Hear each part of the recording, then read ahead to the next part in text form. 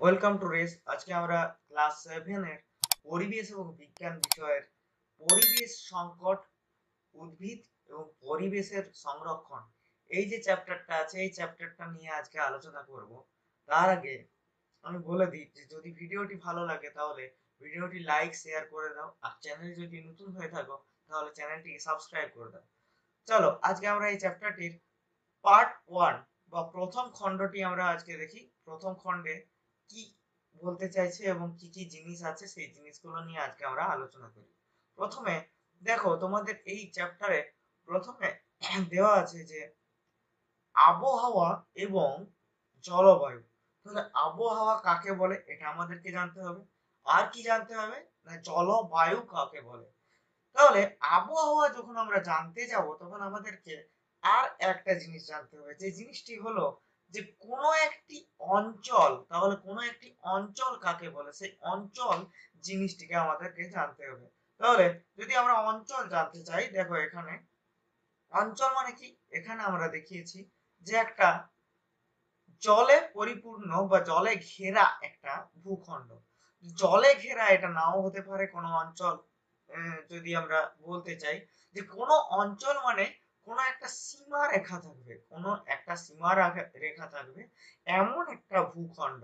সেই ভূখণ্ডের যে সাধারণ বায়ুচাপ, তাছাড়াও বায়ুর তাপ, আর্দ্রতা এবং বৃষ্টিপাত, এই যে চার পাঁচটা ফ্যাক্টর বা চার পাঁচটা বিষয়, সেই চার পাঁচটা বিষয়ের কে নিয়েই আমরা এক দৃষ্টিতে বা এক কথায় যদি আমরা এটাকে বলি, তাহলে খুব কম সময় বা খুব কম দিনের, যদি কোনো একটা অঞ্চলের মধ্যে খুব কম দিনের বায়ুর তাপ, বায়ুর চাপ কিংবা আর্দ্রতা কিংবা বৃষ্টিপাত, এই তিন চারটে বিষয়ের এক কথায়, এই তিন চারটে বিষয়ের যে পরিস্থিতি সেটাকেই আমরা বলবো যে না সেই অঞ্চলের আবহাওয়া, সেই অঞ্চলের সেটাকে কি বলবো, সেই অঞ্চলের আবহাওয়া।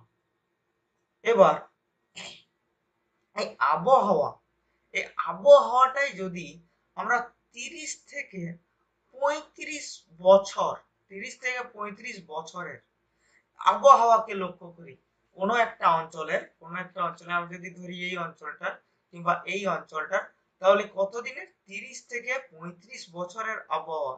30 থেকে 35 বছরের যদি আবহাওয়া আমি সেই জায়গার স্টাডি করি, তাহলে সেই যে একটা গড় বেরোবে, সেই গড়টাকেই আমি এই অঞ্চলের কি বলবো, জলবায়ু বলতে পারি। তাহলে এই অঞ্চলের কি বলতে পারি, সেই 30 থেকে 35 বছরের গড় আবহাওয়াকে জলবায়ু আমরা বলতে পারি। এবার জলবায়ু তাহলে আবহাওয়া কিংবা জলবায়ু কোনো কোনো বিশেষ অঞ্চলে কিংবা পৃথিবীর বিভিন্ন অঞ্চলে বিভিন্ন রকমের হয়। তার কারণটা কি, চলো সেই কারণটা আমরা জানার চেষ্টা করি। যে দেখো পৃথিবী যেটা ঘুরছে, এখানে দেখো পৃথিবী ঘুরছে। এইবার সরি, পৃথিবীকে প্রদক্ষিণ করে দেখো পৃথিবী কার কে অক্ষ করে ঘুরছে, না পৃথিবীর একটা অক্ষ আছে। এই অক্ষ করে পৃথিবী নিজেই নিজের চারদিকে ঘুরছে। আবার এটাকে যদি আমি সূর্য ধরে নিই, তাহলে এই সূর্যকে প্রদক্ষিণ করেও পৃথিবী একটা ঘুরছে। তাহলে পৃথিবীর দুই রকমের গতি আছে।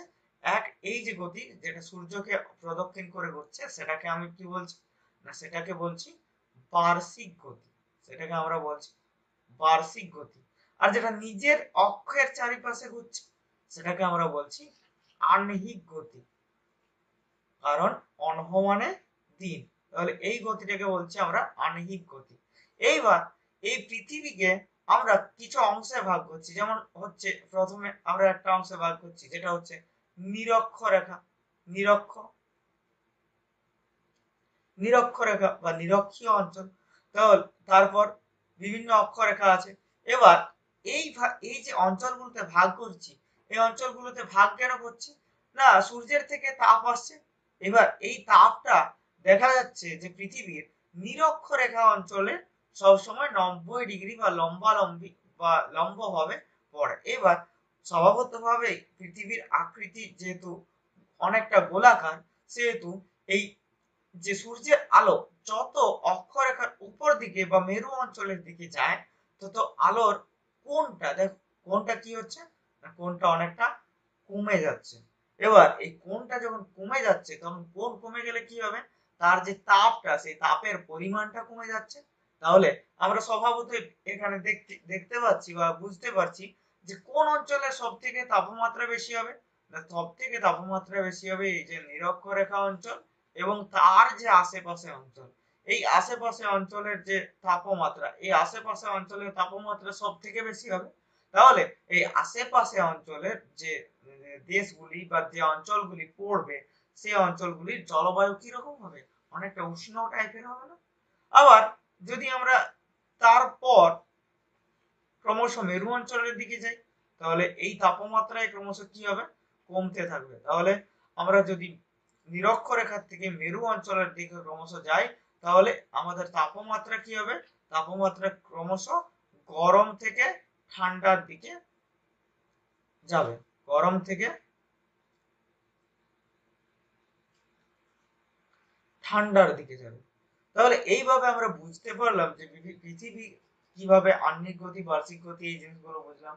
তাছাড়াও আরেকটা জিনিস বুঝলাম যে কোন অঞ্চলের জলবায়ু কাকে বলে। তাছাড়াও আরেকটা জিনিস বুঝলাম যে জলবায়ু গড় 30 থেকে 35 বছর, 30 থেকে 35 বছরের যে গড় আবহাওয়া, সেই গড় আবহাওয়াটাকেই আমরা বলছি তার সেই অঞ্চলের জলবায়ু। এবার জলবায়ু কোন অঞ্চলের কি রকম ভাবে হবে, কিভাবে হবে, কি রকম হতে পারে সেই জিনিসগুলো আমরা এই 3-4টে ছবি থেকে, এই দেখো 1টা 2টো 3টে ছবি থেকে আমরা ভালো করে বুঝে গেলাম।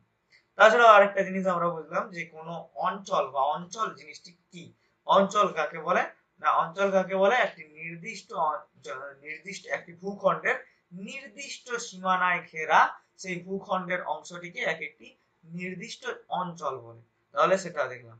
এবার এই যে আমরা ভাগ করলাম যে নিরক্ষীয় অঞ্চল, নিরক্ষীয় অঞ্চল থেকে আমরা ক্রমশ মেরু অঞ্চলের দিকে যাচ্ছি এইভাবে, এবং সূর্যের যে তাপ, সেই সূর্যের তাপ আসছে। এইভাবে আমরা যদি জলবায়ুকে আবার ভাগ করি তাহলে জলবায়ুকে কিছু ঋতুতে আমরা ভাগ করতে পারবো। বিশেষ করে আমরা 3টে ঋতুর কথা পাবো।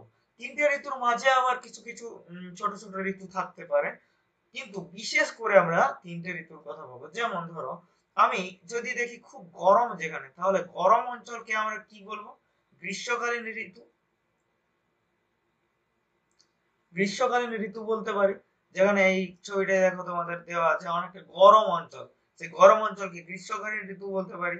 এবারে গ্রীষ্মকালীন ঋতুর পরেই আমরা গ্রীষ্মকালীন ঋতুর যেটা বিপরীত ঋতু, যেমন হচ্ছে এই শীতকালীন ঋতু। তাহলে শীতকালীন ঋতুও আমরা দেখতে পাবো যে কিছুটা বছরের কিছুটা সময় গ্রীষ্মকাল থাকলো, আবার কিছুটা সময় শীতকাল থাকলো।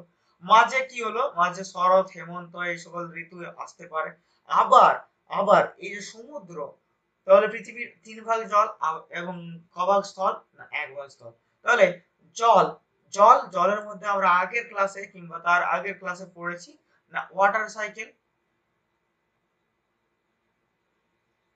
বা জলচক্র। এই জলচক্রের মাধ্যমে কি হয়, না জলচক্রের মাধ্যমে এই জল বাষ্পীভূত হয় এবং বাষ্পীভূত হওয়ার পরে মেঘ তৈরি হয়, মেঘ আবার জল হিসাবে মাটিতে পড়ে। এই যে জিনিসটা, এই জিনিসটাকে আমরা কি বলছি, না এই জিনিসটাকে আমরা বলছি ওয়াটার সাইকেল বা জলচক্র। তাহলে জলচক্রের জন্য আমরা আরেকটা ঋতু দেখতে পাবো, যেটা হচ্ছে বর্ষাকাল। তাছাড়াও এই যে বর্ষাকাল দেখতে পাচ্ছ, আর বর্ষা আর গ্রীষ্ম, বর্ষা গ্রীষ্ম আর শীতের মাঝখানে কি দেখবো, দুটো ছোট ছোট ঋতু দেখতে পাবো। একটা নাম বসন্তকাল আর একটা নাম শরৎকাল। ঠিক আছে, তাহলে এগুলো হলো। এরপর আমরা আরেকটা জিনিস, তাহলে আমরা কি দেখলাম না, আমরা পৃথিবী দেখলাম, পৃথিবীতে আবহাওয়া কি জিনিস সেটা দেখলাম, আবহাওয়া কিভাবে তৈরি হয়, বা এই যে তোমার গ্রীষ্মের সূর্যের যে তাপটা, সেই সূর্যের তাপটা পৃথিবীতে আসছে। এবার আরেকটা জিনিস আমরা বুঝবো যে তাপটা যদি পৃথিবীতে আসে তাহলে কি তাপটা সূর্যের মধ্যে থেকে, মানে পৃথিবীর মধ্যে থেকে যাবে, না থাকবে না। কেন থাকবে না, না পৃথিবীতে তাপটা মনে করো এইরকম ভাবে এলো, কিন্তু পৃথিবী তো সেই তাপটাকে আবার দিয়ে দেবে, বা পৃথিবী থেকে প্রতিফলিত হয়ে তাপটা চলে যাবে, আলোটা চলে যাবে। কিন্তু সেটাকে ধরে রাখার কি কারণ আছে, কি সিস্টেম আছে? সেই সিস্টেমটা হচ্ছে পৃথিবীর মধ্যে একটা, পৃথিবীর উপরে একটা বায়ুর একটা আস্তরণ আছে। এইরকম ভাবে যদি আস্তরণটা আঁকি, তাহলে দেখো পৃথিবীর মধ্যে, পৃথিবীর উপরে একটা আস্তরণ আছে বায়ুর। এই বায়ুর আস্তরণের মধ্যে বিভিন্ন ধরনের গ্যাস আছে। কি কি গ্যাস থাকতে পারে? সেই গ্যাসের মধ্যে থাকতে পারে নাইট্রোজেন, থাকতে পারে অক্সিজেন, থাকতে পারে কার্বন ডাই অক্সাইড, থাকতে পারে জলীয় বাষ্প, জলীয় বাষ্প থাকতে পারে। আবার আবার কি থাকতে পারে? আবার ধূলিকণা থাকতে পারে, ধূলিকণা থাকতে পারে। আবার আবার বিভিন্ন রকমের গ্যাস থাকতে পারে। তেমনি আবার একটা জায়গাতে তোমরা দেখতে পাবে যে ওজোন, O3, O3ও আবার থাকতে পারে। তো এই যে বায়ুর বিভিন্ন অংশ, এই বিভিন্ন অংশগুলো নিয়ে আমাদের পৃথিবীর উপরে একটা বায়ুমণ্ডল তৈরি হয়েছে, বা বায়ুর একটা স্তরায়ন তৈরি হয়েছে। যেখানে আমরা যখন উঁচু ক্লাসে পড়বো, কিংবা নিচু ক্লাসেও আমরা পড়ে এসেছি, যে কয়টি স্তর থাকে এই বায়ুমণ্ডলে? না, বায়ুমণ্ডলে 6টি থাকে, 6টি স্তর থাকে, 6 টাইপ। এখানে 6টি স্তর থাকে। এই 6টি স্তরে আমরা, 6টি স্তর তাহলে কি করে? 6টি স্তরের প্রধান কাজ হলো যে সূর্যের থেকে যে তাপটা সূর্যের থেকে আসছে, এই তাপটা যাতে বেশিরভাগটাই বেরিয়ে গেল, কিন্তু বিশেষ করে অনেকটা অংশ যাতে এই তাপটা পৃথিবীর মধ্যে ট্র্যাপ হয়ে থেকে যায়, বা এই তাপটাকে বেরিয়ে যেতে দেয় না। এই জিনিসটি আমাদের করে বায়ুমণ্ডল। এবং বায়ুমণ্ডলের বিভিন্ন অংশ, বিভিন্ন পদার্থ, তার মধ্যে একটা মেন হচ্ছে তোমার কার্বন ডাই অক্সাইড। তাছাড়াও জলীয় বাষ্প, ধূলিকণা, এরাও বিশেষ বিশেষ ভূমিকা নেয়। তাহলে এটা আমরা দেখলাম যে পরিবেশ কি হয়, পরিবেশে কিভাবে তোমার তাপ আসে, তাপ কিভাবে ট্র্যাপ হয়ে বা আবদ্ধ হয়ে থেকে যায়। তাহলে এবার তোমাদেরকে আরেকটা জিনিস আমি বুঝিয়ে দিই, যেটা হচ্ছে গ্রিন হাউস। গ্রিন হাউস কি? না, যেগুলো শীত প্রধান দেশ বা শীতের দেশ, সেই শীতের দেশে শাকসবজি যদি আমরা লাগাতে চাই বা শাকসবজি যদি চাষ করতে চাই, তো সেখানে কি করা হয়? শীতের দেশে এইরকম একটা কাঁচের বাড়ি তৈরি করে, কাঁচের। এই কাঁচের বাড়িটার ভেতরে আমরা শাকসবজির চাষ করি। এই কাঁচের বাড়িটার ভেতরে এই শাকসবজির চাষ করি। কিন্তু তোমরা বলবে যে শাকসবজি চাষ করার জন্য কাঁচের বাড়ি কেন? না, কাঁচের বাড়ি এই জন্য যে কাঁচের বাড়িতে যে তাপটা সূর্যের থেকে আসছে, সেই তাপটা তো ঢুকতে পারছে কাঁচের বাড়ির থেকে, কিন্তু কাঁচের বাড়ির থেকে এই তাপটা বেরিয়ে যেতে পারছে না। এই বেরিয়ে যেতে গেলেই এই কাঁচটি এই তাপটিকে বাধা দিচ্ছে। ফলে বাইরের যে তাপমাত্রা, বাইরের যে টেম্পারেচার আর ভেতরের যে টেম্পারেচার, এই ভেতরের টেম্পারেচার আর বাইরের টেম্পারেচার একটা একটা বৃহৎ একটা পার্থক্য দেখা যাচ্ছে। বৃহৎ পার্থক্য কেমন? না, বাইরের টেম্পারেচার যদি অনেক ঠান্ডা হয়, সেক্ষেত্রেও আমরা দেখতে পাচ্ছি ভেতরের টেম্পারেচার অনেকটা বেশি গরম হয়। এই টেম্পারেচারের তারতম্যের জন্যই আমাদের শাকসবজিগুলো বেড়ে উঠতে পারছে, বা শাকসবজি বেড়ে ওঠার জন্য যে ধরনের তাপমাত্রা, আমাদের যে ধরনের উষ্ণতা দরকার হয়, সেই ধরনের উষ্ণতা এই রকম বাড়ি তৈরি করে আমরা প্রোভাইড করতে পারছি বা তাকে দিতে পারছি। তো এই যে জিনিসটা, এই জিনিসটাকেই বলছে গ্লোবাল, আমাদের গ্লোবাল ওয়ার্মিং এর মেন কনসেপ্ট এটা। এইবার তোমরা বলবে যে গ্লোবাল ওয়ার্মিং এর ক্ষেত্রে কাঁচের বাড়ি কোথা থেকে এলো বা কিভাবে হলো, এই জিনিসটা কিভাবে হচ্ছে? আমি তোমাদেরকে দেখো বললাম যে পৃথিবীর ওপরে একটা কি আছে? না, পৃথিবীর ওপরে একটা বায়ুমণ্ডলের একটা আস্তরণ আছে। সেই বায়ুমণ্ডলের আস্তরণটা কি? তাপটাকে ঢুকতে তো দিচ্ছে, কিন্তু তাপটাকে বেরোতে দিচ্ছে না। এইবার তাপটাকে যখন বেরোতে দেবে না, তখন এই তাপটা কি এই পৃথিবীর বায়ুমণ্ডলের মধ্যে, বা বলা যায় পৃথিবীর মধ্যে আবদ্ধ থাকে। এবং পৃথিবীর মধ্যে আবদ্ধ থাকলে কি হবে? এই তাপের পরিমাণ আস্তে আস্তে বেশি হবে। এবার এই তাপের পরিমাণ যখন বেশি হবে, তখন একটা সময় পর্যন্ত তো সেই তাপ মানুষের জন্য কিংবা বিভিন্ন জীবের জন্য, পশু পাখি গাছপালা, এদের জন্য ভালো। কিন্তু কোনো জিনিসই আবার অনেকটা বেশি ভালো নয়। তাই জন্য যখন এই তাপমাত্রাটা একটা লিমিট ক্রস করে যাবে বা একটা সীমা অতিক্রম করে যাবে, তখন এটা এই পৃথিবীর যে প্রাণীকুল আছে, বা উদ্ভিদ কুল আছে, এই প্রাণীকুল এবং উদ্ভিদ কুলের বিনাশের কারণ হয়ে উঠবে। যেমন দেখো, যদি এই বায়ুমণ্ডল না থাকতো তাহলে পৃথিবীর তাপমাত্রা প্রায় 18 ডিগ্রি সেন্টিগ্রেডের মধ্যে থাকতো, যা আমাদের কোনো রকমেই প্রাণ সৃষ্টির জন্য উপযুক্ত নয়। এবার প্রাণ সৃষ্টির জন্য যদি উপযুক্ত না হয় তাহলে পৃথিবীতে প্রাণ সৃষ্টি হতো না। পৃথিবীতে প্রাণের সৃষ্টির কারণই হচ্ছে আমাদের এই পরিবেশ। কিন্তু আমাদের বিভিন্ন কাজের জন্য এই পরিবেশের বা পৃথিবীর তাপমাত্রা অনেকটা দেখো এইরকম ভাবে জ্বলতে শুরু করছে বা গরম হতে শুরু করছে। দেখো এই ছবিটায়, দেখো তোমাদের এই ছবিটায় তাপমাত্রাটা সূর্যের থেকে আসছে, কিন্তু তাপমাত্রাটা এই দেখো বেরোতে পারছে না, এই দেখো বেরোতে চাইছে কিন্তু বেরোতে পারছে না। এইভাবে পৃথিবীর যে তাপমাত্রা, সেই তাপমাত্রা অনেকটা বেড়ে যাচ্ছে। আর এই জিনিসটাকেই আমরা বলছি গ্লোবাল ওয়ার্মিং। এই গ্লোবাল ওয়ার্মিং কি জন্য হচ্ছে?